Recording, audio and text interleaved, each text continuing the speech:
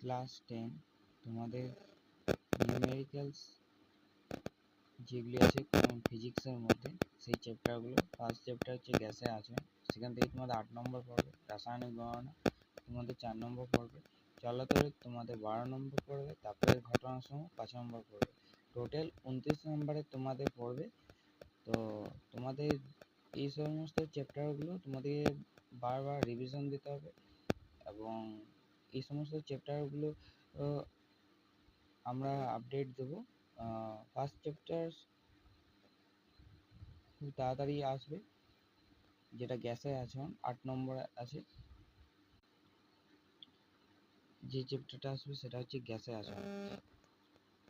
তোমাদের গ্যাসের আচরণের মধ্যে যে 8 নম্বর আছে তা অনেক প্র্যাকটিস করতে হবে, ঠিক আছে।